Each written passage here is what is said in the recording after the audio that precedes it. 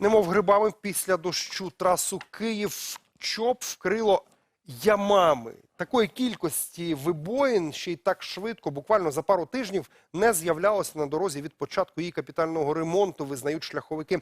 Кажуть, поки в одному місці латають, поруч вже за день-два виникає нова абаюра. Чому так і коли чекати там повноцінного ремонту, з'ясовувала Анна Махно.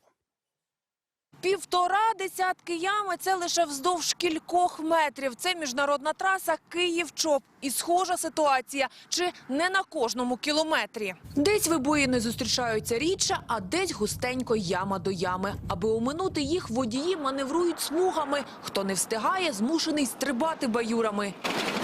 Таке кермування водіїв не тішить зовсім. Є дірки, декілька, трошки зачепило. Якщо ти їдеш на швидкості і бачиш яму по коліна, то якщо її різко минати, то спричиняє аварію. Выбоины есть, правая сторона от фур, так морозы какие. Саме на таку погоду нарікають і дорожники, а точніше на її чергування. Морози, різке потепління і знову морози. Вода, потрапляючи в мікротріщини, замерзала, розширювалась, збільшувала ці тріщини.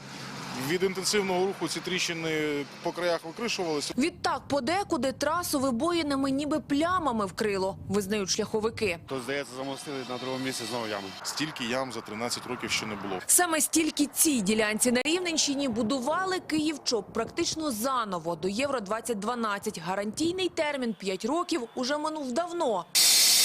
Нині, щоб запобігти ДТП, шляховики латають ями аварійно. На вулиці -5. Біля такого знаряддя брати то не холодно. Саму яму, перш ніж залатати, мають добряче прогріти, щоб зайва волога зникла. А потім беруться за те, що у ці мішки пофасовано.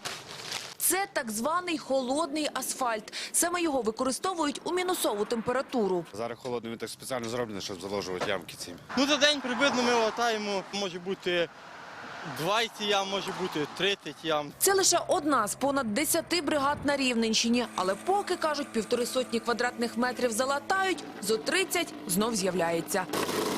Тож закликають водіїв бути уважними і обережними. Обіцяють, що латки до весни протримаються точно, а потім, кажуть, вдадуться до серйозніших методів. Гроші є, підрядники є, у підрядника техніка є.